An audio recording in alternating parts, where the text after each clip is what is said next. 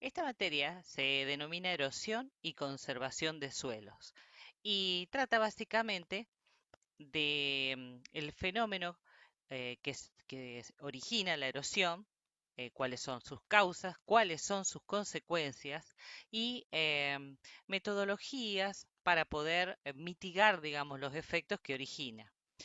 La erosión hídrica, que es la que vamos a ver nosotros, vamos a analizar directamente la erosión que se produce en una cuenca vertiente, es decir, la erosión que es originada por la precipitación que desprende las partículas y luego la termina transportando hacia la red de drenaje de la cuenca y esta al punto de salida. Ustedes han visto seguramente en otra asignatura, que es hidráulica fluvial, el transporte de los sedimentos dentro del curso del transporte de partículas dentro del curso fluvial, debido justamente a este fenómeno. Pero nosotros vamos a abocarnos sobre todo a la erosión que se produce en la cuenca.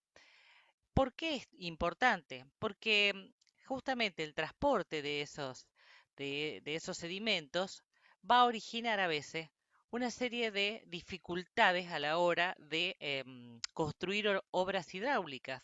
Muchas veces nosotros tenemos una toma de agua, se produce una precipitación, todo ese arrastre de sedimentos va hacia el curso fluvial, la toma, ¿qué hace? Trata de captar el agua que luego va a ser procesada, ¿no es cierto?, a través de una planta para consumo humano.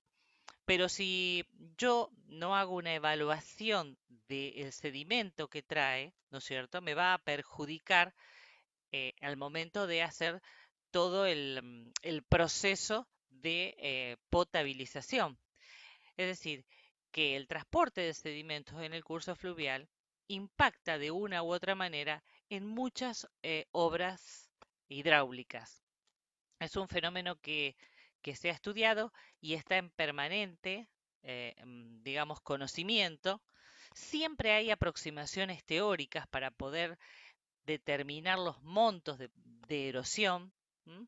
O la producción de sedimentos que se produce en una cuenca, y siempre esos supuestos generalmente están asociados a un lugar determinado. Muchas veces vamos a encontrar ecuaciones generales que nosotros la tenemos que adaptar a la zona de estudio. Y luego esas ecuaciones van a ser solamente utilizadas para esa zona, o sea que tienen unas serias limitaciones a la hora de aplicarlas.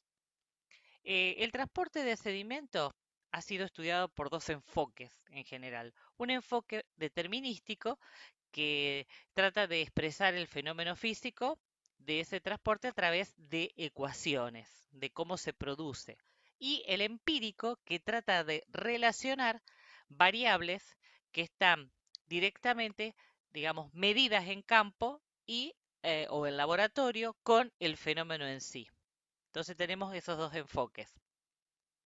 El transporte de sedimentos, ustedes saben que en un curso fluvial puede, digamos, transportarse a través de suspensión en el fondo, ¿se acuerdan? Por saltación, acarreo o arrastre de fondo. Nosotros vemos que estas diferencias podemos clasificar al transporte según, ya vamos a ver, cuál es la causa que lo origina. ¿Cuál era el transporte en suspensión y cuál era el arrastre de fondo? En general, el transporte en suspensión era aquellas partículas muy finitas, muy pequeñitas, que iban en la corriente, iban prácticamente flotando dentro del flujo. El transporte de fondo estaba formado por un grupo de partículas de distintos tamaños en los cuales la corriente o los pulsos de corriente hacían mover esas partículas. Podíamos tener un transporte por rodadura, como estas partículas más redondas, que la corriente lo que hace es hacer que vayan moviéndose de manera rodando, o partículas que son arrastradas, y tenemos por debajo un sustrato que es inmóvil. también tenemos otras partículas que las fluctuaciones turbulentas del flujo a veces hacen que salten y se vayan transportando de esa manera. Entonces, todas estas formas, digamos, de transporte se llama transporte de fondo. Y lo que se transporta a las partículas más finas es el transporte en suspensión. Podemos clasificarlo entonces en función del mecanismo que produce ese transporte y también en función del origen. En función del mecanismo, podemos decirle que es carga de material del hecho, transporte de fondo y carga en suspensión. Y en función del origen, vamos a ver que la mayor parte de la carga en suspensión suele venir del mismo cauce, del mismo cauce, de la constitución que está hecho ese cauce.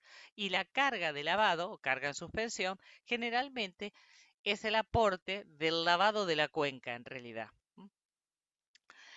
Entonces, las pérdidas de suelo pueden, como estamos viendo, las va a llevar el río y pueden medirse, ¿no es cierto? En la Argentina, hasta la década del 70, hubo campañas de medición para muchos ríos, en las cuales se medía no solo el aforo, no se hacía solo el aforo líquido, sino también el aforo sólido. Lamentablemente, con el tiempo se ha dejado de hacer.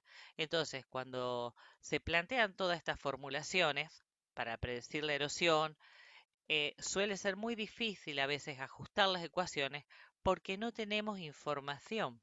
No tenemos información. Tenemos que hacer una campaña exclusivamente para hacer aforos sólidos. Y eso es muy costoso. Es muy costoso. Acá vamos a ver, por ejemplo, un ejemplo de el arrastre que trae o el material que trae este curso de río y fíjense este otro. Este es la confluencia en la provincia de Neuquén entre el río Pichi Neuquén y el río Barbarco.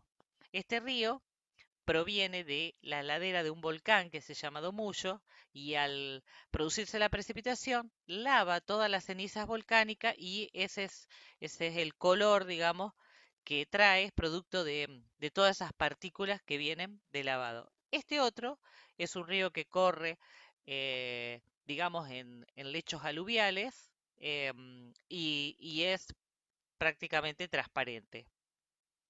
Entonces, ¿cómo se mide el caudal? El caudal en un curso fluvial. Tenemos el caudal sólido, que es la suma de el caudal, digamos, que se puede obtener a través del material en suspensión y o un caudal sólido unitario. Nosotros no nos vamos a abocar, digamos, a hacer mediciones, porque no, esta asignatura no tiene ese alcance. Esto en general ustedes lo han visto en hidráulica fluvial. Lo que vamos a hacer es utilizar algún valor medido para poder hacer comparaciones con en la zona de estudio o el área de estudio que nosotros tengamos que hacer. Vamos a ver un poquito cómo es esto, la importancia de la pérdida de suelo en el mundo. Fíjense, este es un mapa que expresa la cantidad de sedimento que llega a la desembocadura de los grandes ríos del mundo. Es una, bueno, es un documento del año 2002. Imagínense lo que es hoy. Fíjense acá, los más importantes tenemos en la zona del río Amarillo, que tenemos más de 400 millones de toneladas al año de aporte de sedimento. O aquí en el Amazonas, al río Mississippi. Y fíjense que aquí en la cuenca del Plata también tenemos valores interesantes.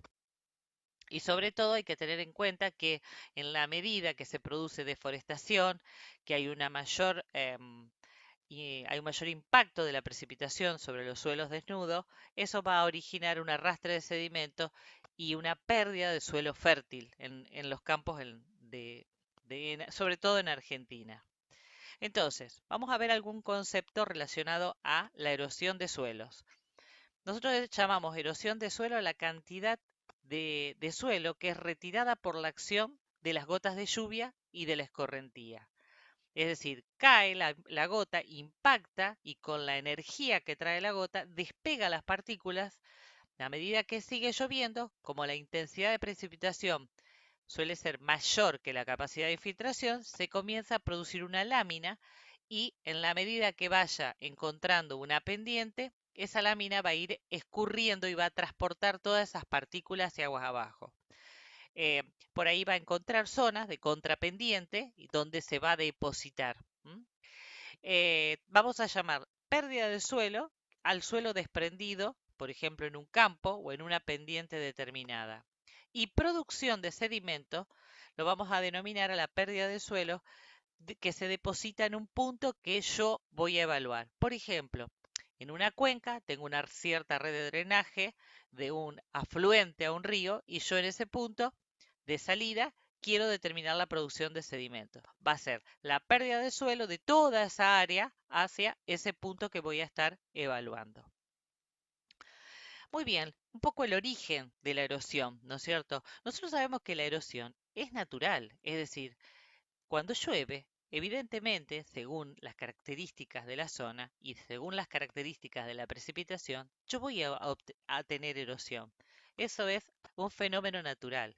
Pero ¿qué pasa?